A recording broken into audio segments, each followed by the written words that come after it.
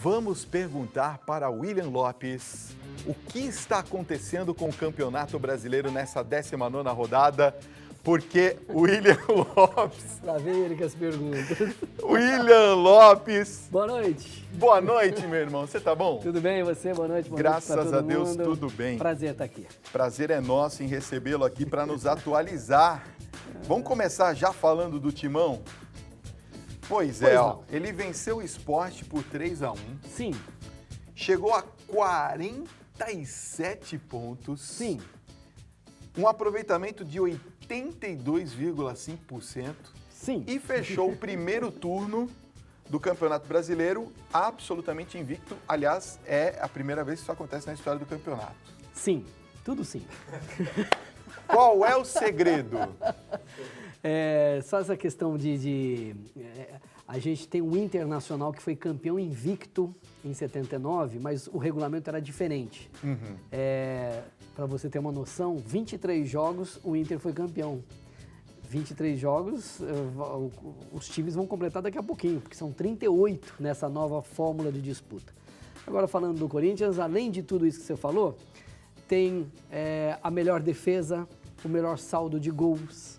Vai pondo as imagens pra gente enquanto ele fala, vai. Corinthians ganhou do Sport, foi na Arena Corinthians. Melhor saldo de gols, melhor defesa. De e olha, que mais? É o time, impressionante, é um dado interessante, mais disciplinado do campeonato também. Mais disciplinado. Esse jogo aí, olha, a curiosidade está aí.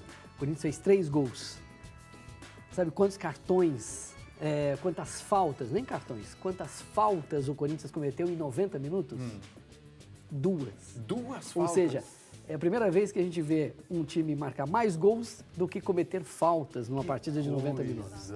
Então, a primeira falta foi cometida aos 12 minutos do segundo tempo. Ou seja, se somarmos o primeiro tempo e esses 12 e mais o acréscimo do primeiro tempo, deu 1 hora de jogo sem nenhuma falta cometida pelo Corinthians. Isso é ótimo, né? Sensacional, fair play, né? Inclusive a gente também, eu estava assistindo alguns programas esportivos que estavam comentando sobre essa questão do Dream Team do Corinthians, e a gente estava observando também uma outra característica interessante, foi o que mais teve chutes a gol, né? Você viu quantos gols perderam, né? De ambas as partes, mas foi um jogo assim bonito de ser visto, você não acha, William? Foi sem dúvida. Então, aquela ideia que se tem ou que se tinha, que o Corinthians joga retrancado, 1-0 aqui, 1-0 ali, tá indo também para o espaço, porque o Corinthians fez 3 gols nesse jogo e tem o segundo melhor ataque do campeonato.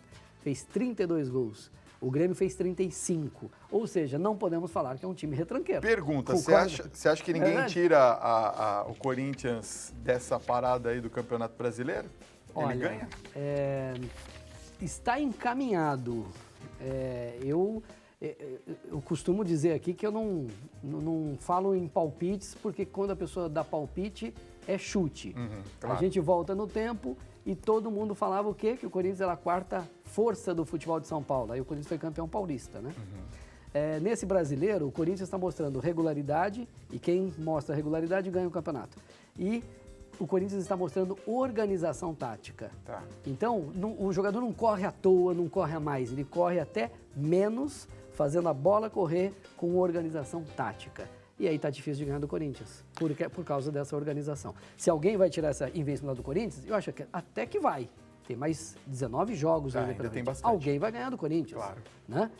Mas tá engatilhando um título aí. Não estou batendo já que o Corinthians é campeão, porque o Grêmio está na sola aí, né? no caminho. Só que o Grêmio tem 3 competições difíceis pela frente e não tem tanta quantidade de jogadores como o Palmeiras, por exemplo, que tem 3 belos times, né?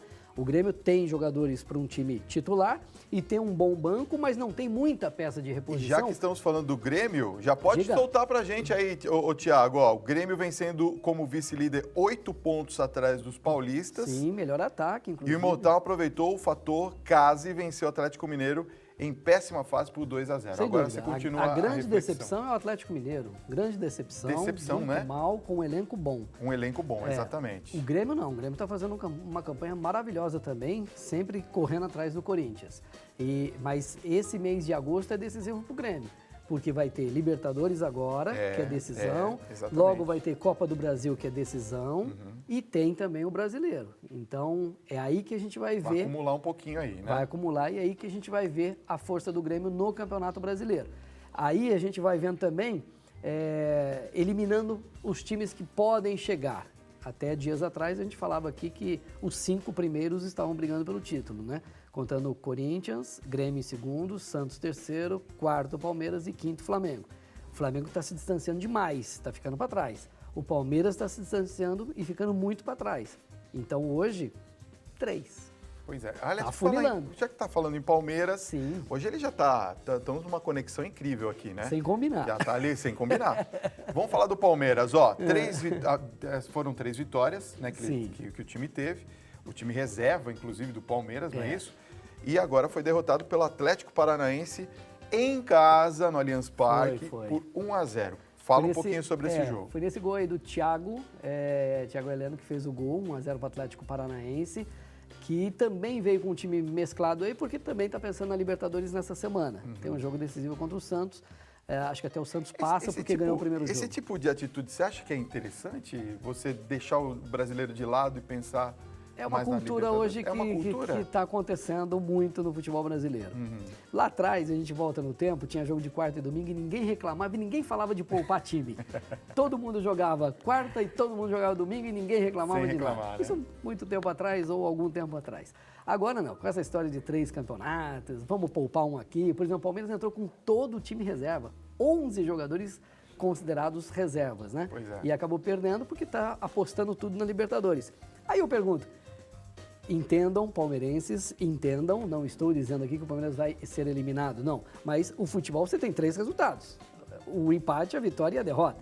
E já pensou se o Palmeiras cai fora? Pois então, é, né? o brasileiro já está ficando para trás, perde a Libertadores e não tem mais nada nesse ano. Pois é. Com o dinheiro que foi investido. Pois né? é. Estou fazendo um comentário aqui, o Palmeiras tem tudo para passar quarta-feira. Vamos deixar claro, né? Senão vou na rua amanhã, vou lá no jogo do Palmeiras, eu estou perdido. Tá perdido. Não, o pessoal entende, é um comentário balizado, claro.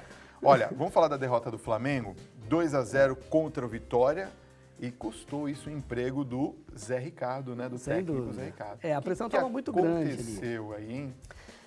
Eu acho, claro que o Zé Ricardo tem a culpa dele, vamos assumir as responsabilidades. Tá. Mas o que o Flamengo está desperdiçando de ponto, com o jogo ganho na mão, jogando fora.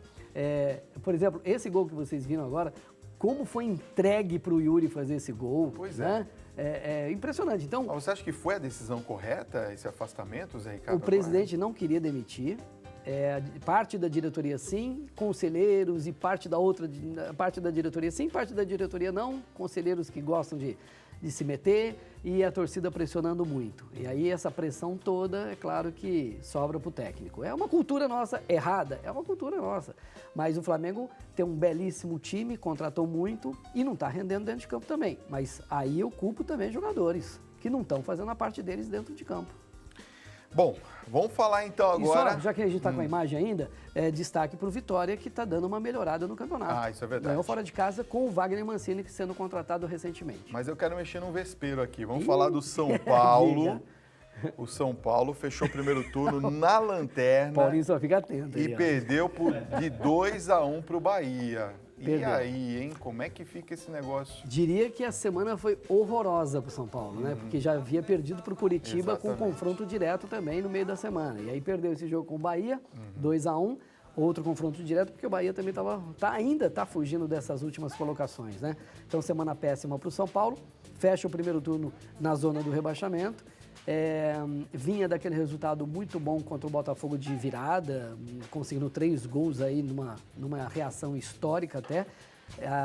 Aí viu que o time tinha readquirido a confiança, mas essa confiança foi tudo por água abaixo no jogo contra o Curitiba e agora contra o Bahia. São Paulo precisa realmente prestar muita atenção. Os São Paulinos podem ter esperança? Podem ter esperança, tem 19 jogos para sair dessa situação.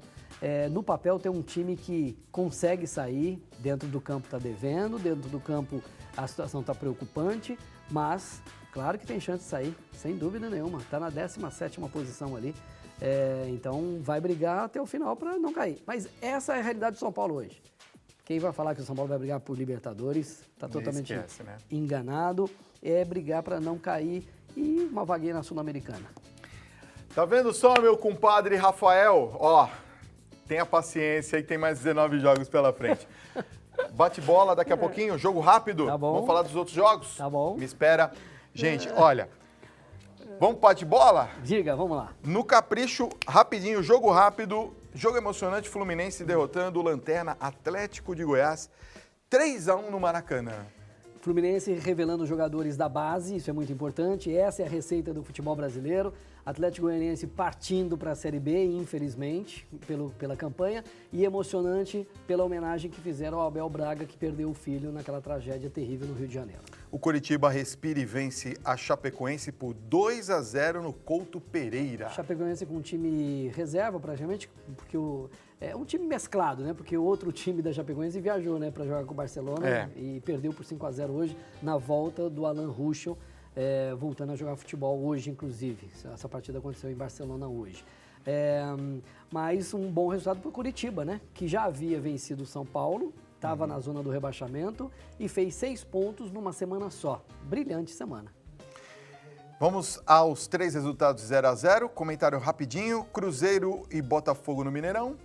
Os dois tentam brigar por Libertadores. Nada mais do que isso, altos e baixos para os dois, mas o Botafogo está pensando na Libertadores, então a gente dá um desconto em função disso. O Cruzeiro oscila demais. Avaí e Santos na ressacada. Avaí lutando para não cair, empatou com o Santos, que briga por título ainda, se bem que já abriu 12 pontos para o Corinthians. Então começa a ficar a situação também razoável para o Santos pensar em título, e o Santos que tem Libertadores também essa semana. E Ponte Preta e Vasco no Moisés Lucarelli. Os dois times lutando na faixa do meio do campeonato. A Ponte Preta caiu muito, está oscilando, mas negativamente, caindo muito de produção. O Vasco uma surpresa, porque todo mundo achava que o Vasco não fosse ter uma campanha boa ou razoável. E está até fazendo uma campanha boa, porque contratou alguns bons jogadores, mas também continua nesse momento oscilando. Por que está oscilando? Perdeu o mando de casa, e eu sempre dou parabéns para os baderneiros aqui que aprontaram dentro do São Januário, dentro do estádio de São Januário, e prejudicaram o próprio time, né? Então eles aprontaram, não estou dizendo todos os torcedores, estou dizendo quem aprontou, e aí o Vasco perdeu o mando de campo, está tendo que jogar fora e está perdendo o jogo. Então, culpa de quem? Dos próprios torcedores, que se dizem torcedores e que não são. William Lopes, gostei. Ele tá muito bravo hoje. Não tô não. Não, mas tô eu acho brincando. que essa situação de torcida organizada, tem muita gente que joga isso, né? contra o próprio time. A gente já falou muito sobre isso, né? É lamentável. Obrigado, William. Obrigado, boa semana. Semana que vem, hein? Boa semana. Segunda-feira a gente se encontra de novo aqui no Tribuna.